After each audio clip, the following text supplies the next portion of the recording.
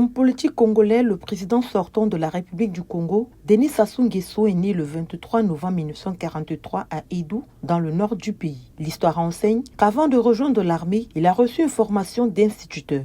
Cette même histoire indique qu'il a participé aux côtés du capitaine Gouabi au coup d'État de 1968, au lendemain duquel le régime révolutionnaire de Brazzaville a basculé vers le marxisme. C'est en 1969 que Denis Sassou Nguesso entre au comité central du parti unique, puis en 1970 au bureau politique. En 1975, il devient ministre délégué à la Défense. Quand survint l'assassinat du chef de l'État, Marien Gouabi, en 1977, la succession est assurée par un comité militaire du parti, présidé par Jacques Iyombi Opango. Dans ce comité, Sassou Nguesso était la deuxième personnalité. En février 1979, il en devient le président et opère alors un rapprochement avec Paris, dont il obtient un soutien financier que l'Union des républiques socialistes et soviétiques ne pouvait lui fournir. De cette époque date cette bonne relation avec Elf Aquitaine, l'opérateur principal du pétrole congolais. S'il avait été réélu en 1984 à l'unanimité par le comité central, il sera tout de même fragilisé du fait du fléchissement des revenus pétroliers qui ont induit des blocages des capacités de redistribution de l'État. Sassou Nguesso a tout de même continué à œuvrer pour le bonheur de son pays grâce à sa présence sur la scène internationale. Il a su la présidence de l'Organisation de l'Unité africaine en 1986. Lors du 4e congrès du Parti congolais du travail en juillet 1989, encore candidat unique, Sassou Nguesso, désormais général, est reconduit pour un 3e mandat. Sassou Nguesso, c'est aussi un chef traditionnel boshi et un agriculteur qui aime à séjourner sur les terres ancestrales d'Ayo et de Dou. Il faut dire que depuis des décennies, Denis Sassou Nguesso s'est positionné comme un leader africain de la diplomatie environnementale. Ses actions récentes et historiques se concentrent sur la préservation du bassin du Congo, deuxième poumon écologique de la planète. Surnommé le défenseur de l'environnement, il a été le premier à instaurer dès 1986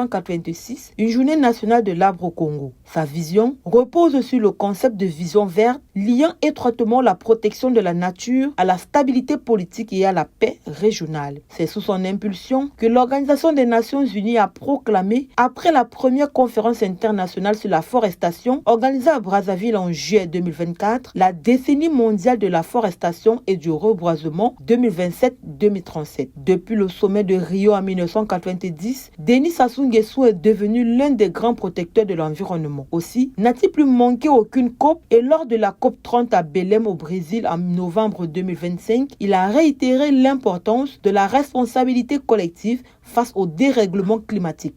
Conscient de ce que son pays est au centre du second poumon vert, Denis Sassou Nguesso perpétue la tradition du planting arbre. Aussi, continue-t-il de présider la commission climat du bassin du Congo. Ce positionnement lui a permis de signer en 2019 un accord sur la protection des forêts avec le président français. Il plaide régulièrement pour une surveillance épidémiologique liée à la santé environnementale et pour la valorisation des connaissances ancestrales en matière d'écologie. Si derrière tout grand homme se cache une grande femme, Antoinette en est une grande. Épousée en 1969, elle forme avec lui un couple inséparable. Des heures sombres de la conférence nationale et de la guerre civile aux victoires électorales, elle a tout connu à ses côtés. Active dans l'humanitaire, cette ancienne institutrice représente aussi un atout géopolitique pour son mari. Il faut noter que Denis Sassou Nguesso est aussi reconnu par ses pairs comme un médiateur. Aussi, a-t-il assumé des services de bon hospice en Libye, en Centrafrique et chez son voisin le plus proche qui n'est autre que la République démocratique du Congo. Il en est aussi